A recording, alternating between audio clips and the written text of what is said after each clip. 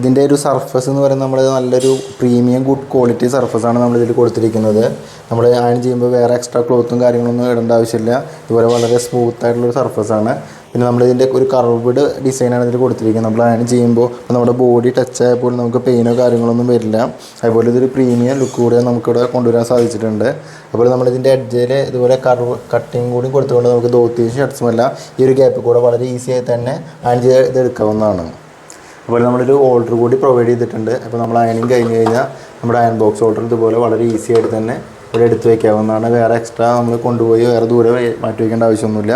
അതുപോലെ നമ്മുടെ ആവശ്യം കഴിഞ്ഞാൽ ഇതുപോലെ വളരെ ഈസി ആയി തന്നെ നമുക്കിത് ഫോൾഡ് ചെയ്തിട്ട് ഇതുപോലെ മടക്കി വയ്ക്കാവുന്നതാണ്.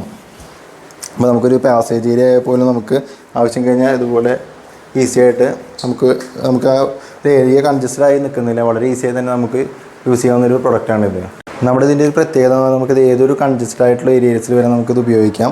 നമ്മുടേത് അയണിങ് കഴിഞ്ഞാൽ അതുപോലെ ഈസി ആയിട്ട് ഫോൾഡ് ചെയ്ത് വയ്ക്കാവുന്നതാണ്. കണ്ടോ, അതുപോലെ ഫുള്ളായിട്ട് ഫോൾഡ് ചെയ്ത് വയ്ക്കാം. അപ്പോൾ നമ്മളൊരു പാസേജ് ഏരിയ ആണെങ്കിൽ പോലും നമുക്ക് ഇത് കൂടുതൽ എൻട്രൻസും കാര്യങ്ങളൊക്കെ വളരെ ഫ്രീ ആയിട്ട് തന്നെ പോകാവുന്നതാണ്. അപ്പോൾ നമുക്കിത് ഇതുപോലെ വളരെ ഈസി ആയിട്ട് തന്നെ ഫോൾഡ് ചെയ്ത് വെച്ചിട്ട് ഉപയോഗിക്കാവുന്ന ഒരു പ്രൊഡക്റ്റാണ്.